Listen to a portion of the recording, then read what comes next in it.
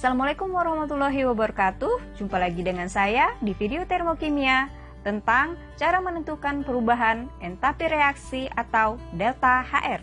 Pada kesempatan kali ini, Ibu akan melanjutkan pembelajaran kita tentang termokimia, yaitu cara pengukuran entalpi reaksi.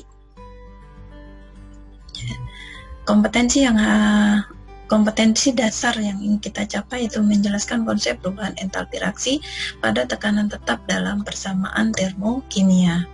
Penentuan perubahan entalpi reaksi ada 4 cara. Yang pertama yaitu dengan kalorimeter atau kalorimetri, kemudian yang kedua dengan hukum Hess, yang ketiga dengan data entalpi pembentukan, dan yang keempat adalah data dari energi ikatan. Nah, yang pertama dengan menggunakan kalorimetri, ya, penentuan kalori reaksi atau panas atau Q menggunakan kalorimeter, ya, di mana Q air ya, sama dengan M kali C kali delta T, sedangkan Q dari alatnya yaitu Q kalorimeter sama dengan C kali delta T. Nah, di sini C-nya di sini menggunakan C kecil, di sini juga di sini menggunakan C besar, ya. Ini ada perbedaan, ya.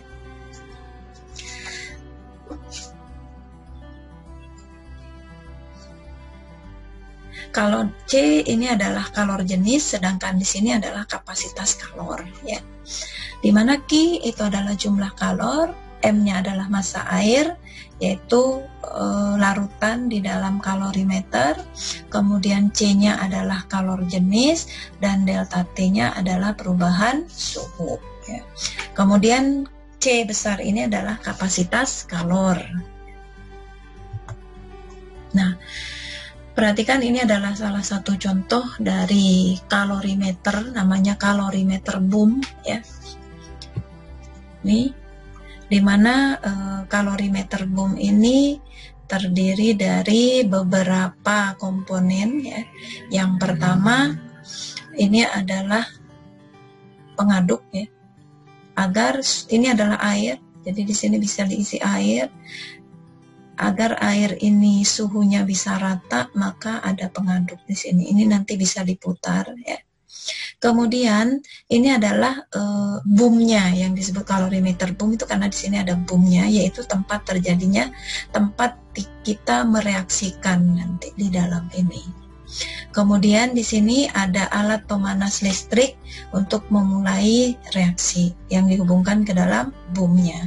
Kemudian di sini ada termometer yang berfungsi untuk mengukur suhu yang ada di dalam air ini, ya, sehingga nanti untuk menghitung kalor reaksi sama dengan min Q larutan, ya, dan Q dari kalorimeter itu sendiri. Karena apa? Karena nanti kita akan belajar tentang sistem dan lingkungan di dalam kalorimeter ini, ya.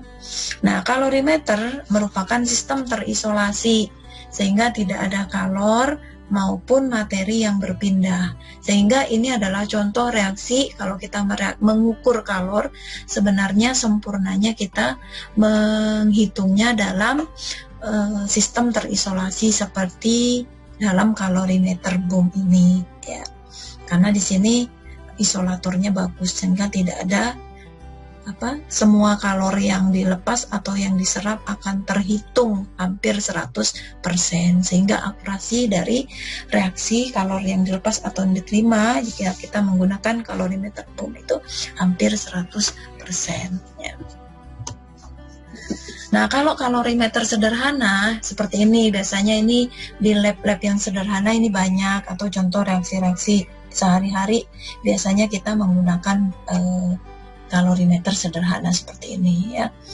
Ini cukup ada termometer untuk mengukur suhu di dalam reaksi, kemudian ada tutupnya biasanya dari busa, ya, jadi agak kedap itu, ya. Kemudian ini gelasnya dari styrofoam. Kenapa menggunakan styrofoam? Karena styrofoam itu relatif menjadi isolator, contoh isolator yang bagus gitu. Meskipun ini tidak sebagus kalorimeter boom, ya. Tapi ini cukup lumayan lah untuk reaksi-reaksi sederhana di dalam laboratorium. Nah, jumlah kalor yang diserap atau yang berpindah ke lingkungan dapat diabaikan. Ya, karena kecil juga kalor yang dilepas karena menggunakan gelas styrofoam. Kenapa Bu tidak menggunakan gelas yang kaca? Kalau gelas kaca itu bukan isolator yang bagus sehingga nanti banyak kalor atau panas yang keluar ke lingkungan. Sedangkan kalau menggunakan styrofoam, maka kalor tetap relatif aman ada di dalam gelas reaksi ini. Nah, Ki reaksinya sama dengan Ki larutan. Kenapa? Karena panas yang keluar dianggap diabaikan gitu ya. Sehingga Ki reaksinya sama dengan Ki larutan. Nah, yang kedua dengan menggunakan hukum Hess. Seperti yang sebelumnya Ibu sampaikan bahwa menurut Henry Germain Hess, perubahan entalpi reaksi hanya bergantung pada keadaan awal, yaitu pada zat-zat reaksi, dan keadaan akhir, yaitu zat-zat hasil reaksi dari suatu reaksi, dan tidak bergantung bagaimana jalannya atau bagaimana prosesnya ya.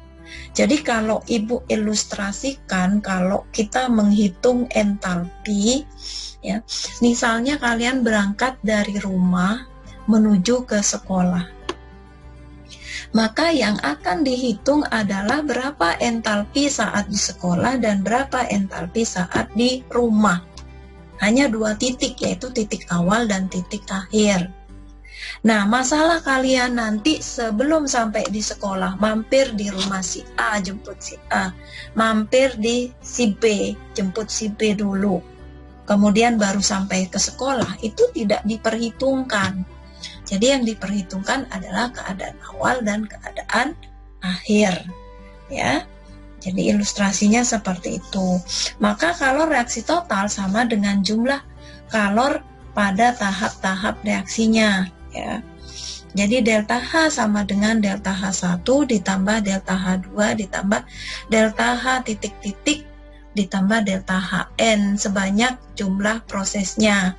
Jadi nanti jumlah entalpi kalian dari rumah langsung ke sekolah ya, dengan entalpi kalian menjemput si A, dari rumah si A jemput ke si B, dari si B menjemput si C, kemudian dari si C baru sampai ke sekolah, itu entalpinya akan sama ketika kalian langsung dari rumah menuju sekolah.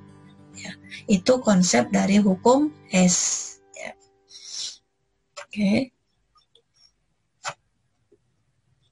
Nah, contoh reaksi pembakaran karbon dalam satu tahap nih. C ditambah O2 langsung menjadi 1 mol CO2. Ini reaksi satu tahap. Kemudian bisa juga reaksi pembentukan CO2 itu terjadi dalam 2 tahap. Yang pertama, tahap 1 C ditambah setengah O2, jadi O-nya baru mengikat 1 sehingga menjadi CO. Ya, ini delta H-nya 2. Yang ini tadi delta H1 ya, yang satu tahap. Ini lambang saja ya. Kemudian tahap yang kedua, CO yang sudah terbentuk ini 1 mol CO mengikat kembali setengah O2 sehingga di sini membentuk CO2. Jadi reaksi ini kemudian menjadi CO, dari CO baru menjadi CO2. Ini nanti entalpinya akan sama dengan ketika C langsung mengikat O sebanyak 2 membentuk CO2. Nah, sehingga nanti sesuai konsep dari hukum Hess bahwa delta H1 reaksi langsungnya sama dengan reaksi tahap 1 ditambah dengan reaksi tahap yang kedua. Sehingga di sini ditulis delta H1 yang ini sama dengan delta H2 dan delta H3. Mungkin nanti ini kalian akan memiliki gambaran yang lebih jelas ya ketika kita membahas tentang contoh-contoh soalnya ya. Nah, diagram dari hukum Hess seperti ini, diagram siklus dari reaksi pembakaran karbon. Ini reaksi langsungnya. C, 2C ditambah 2O2 ya, menghasilkan 2 CO2 di sini. ya. Di sini dilepaskan kalor min 788 kilojoule. Kemudian kalau dia menggunakan 2 langkah, 2C ditambah 2O2, kemudian berubah menjadi 2CO ditambah 2CO ya. Kemudian 2CO ini direaksikan lagi dengan O2, baru membentuk 2CO2, reaksinya min 566. Sehingga antara satu langkah langsung ke sini, 2C ditambah 2O2 menjadi 2CO2, hanya min 788. Sedangkan kalau menggunakan 2 langkah, langkah awalnya min 222 kilojoule, langkah selanjutnya min 566. Nah, sehingga min 222 ditambah dengan min 566 itu hasilnya min 788. Ya. Jadi reaksi satu langkah dengan 2 langkah maka hanya sama. Ini yang disebut dengan konsep hukum Hess ya. Nah, ini kalau kita tuliskan reaksi pembakaran karbon dengan tingkat energi reaksinya ya. Kalau kita menggunakan satu langkah ya dari 2C karena reaksinya eksoterm ya. Jadi delta H awalnya lebih tinggi daripada akhir ya. 2C ditambah O, 2O2 berubah langsung bereaksi menjadi 2CO2, maka kalor yang dilepaskan di sini min 788 kilojoule. Ini satu panahnya satu. Ini reaksi langsungnya ya. Nah, kemudian kalau reaksinya menjadi 2 tahap, jadi 2C plus 2O2 tidak langsung menjadi 2CO2, tetapi menjadi 2CO dulu, ya. Ditambah dengan O2, 2C ditambah 2O2 menjadi 2CO, itu kalor yang dilepas hanya min 222. Nah, kemudian 2CO ini bereaksi lagi dengan oksigen. Nah, kemudian melepaskan kalor sebanyak min 566. Jadi total dari reaksi tahap ini dengan yang selanjutnya yaitu min 22 ditambah min 566, maka hasilnya sama. Jadi hasil akhirnya di sini. Kalau ini adalah reaksi langsungnya, diagram reaksi langsung, yang ini adalah diagram 2 langkahnya. Keadaan akhir sama, keadaan awal ini, keadaan akhir ini. Yang berbeda apa? Prosesnya. Nah, kembali ke konsep hukum Hess, bahwa entalpi reaksi hanya bergantung pada keadaan awal dan keadaan akhir.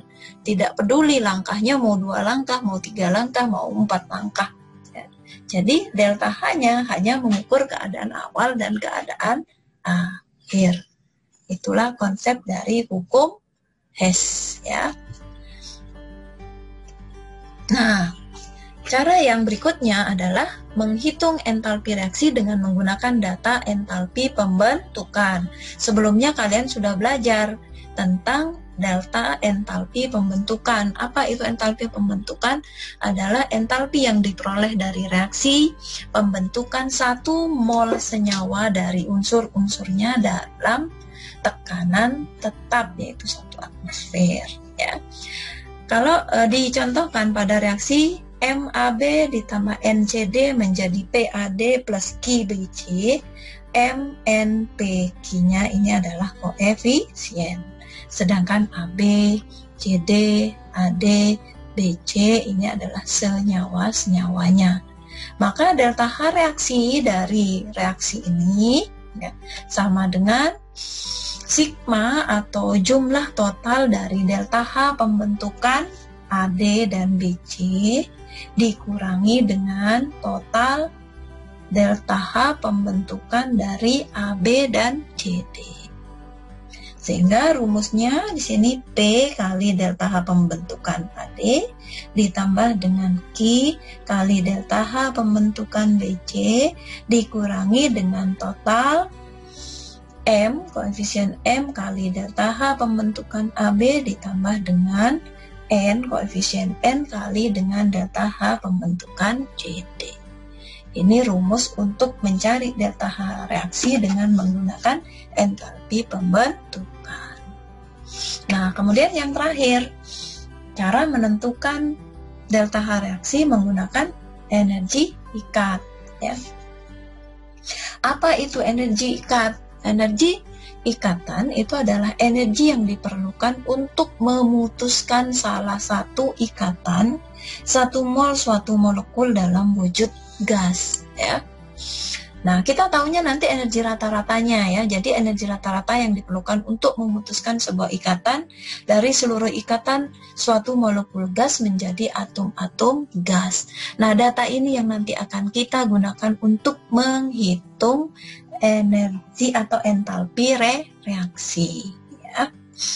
Nah, reaksi kimia antar molekul dianggap melalui dua tahap, yaitu menguraikan senyawa menjadi unsur-unsurnya dulu, baru kemudian mengubah unsur menjadi atom gas, ya. Nah, delta H reaksinya itu sama dengan total energi pemutusan ikatan, ya. Pemutusan ikatan ini terjadinya pada reaktan, dikurangi dengan sigma energi pembentukan ikatan. Pembentukan ikatan ini terjadinya pada produk. Sehingga nanti delta H reaksi ini bisa juga dituliskan adalah sigma energi reaktan dikurangi sigma energi produk. Ya, ini. Ini salah satu contoh data, contoh-contoh dari data energi ikatan rata-rata. Nih, misalnya energi ikatan antara C dengan H positif 413 kJ per mol. Kemudian ikatan C rangkap 1 dengan C adalah plus 348 kJ per mol. Nah, kemudian di sini C rangkap 1 ada. Kemudian di sini ada juga C rangkap 3. Di sini C rangkap 3 energinya 839. Kok beda, Bu? Jelas beda, ya. Kalian saja kalau misalnya diikat dengan satu ikatan, dengan 3 ikatan, pasti energi yang dikeluarkan untuk melepaskan satu ikatan dengan 3 ikatan pasti lebih banyak energi yang kita gunakan untuk melepaskan 3 ikatan. Maka di sini C dengan C rangkap 1 348, sedangkan C rangkap 3 dengan C 839, ya. Pasti ininya lebih gede. Kalau yang C rangkap 2 di sini hanya 614. Sehingga apa? Ini ilustrasinya bahwa melepaskan ikatan C dengan C rangkap 1 lebih mudah dibandingkan kalau kita harus melepaskan 3 ikatan rangkap 3 dari C dengan C, dan seterusnya untuk ikatan-ikatan yang lain, ya. Jadi kalau rangkap 1 pasti lebih kecil daripada rangkap 2, rangkap 2 lebih kecil daripada ikatan rangkap 3. Nah, ada senyawa-senyawa yang memang ikatannya hanya 1, misalnya H dengan H, yaitu 436, nggak ada H dengan H rangkap 2, nggak ada. H dengan H rangkap 3 juga nggak ada, ya. Oke, mungkin sampai di sini pertemuan kali ini. Semoga apa yang sudah Ibu jelaskan dapat dipahami. Nanti kalau misalnya kalian kurang paham dengan materi-materi yang Ibu sampaikan pada pertemuan ini, dapat kalian catat untuk kita diskusikan pada pertemuan selanjutnya, ya. Mungkin sampai di sini yang bisa Ibu sampaikan. Mohon maaf atas segala kekurangannya. Assalamualaikum warahmatullahi wabarakatuh. Demikianlah video kali ini. Jika kalian belum paham, kalian bisa mengulang kembali videonya dan menanyakan ke Bapak Ibu guru di sekolah. Terima kasih, sampai berjumpa kembali di video selanjutnya.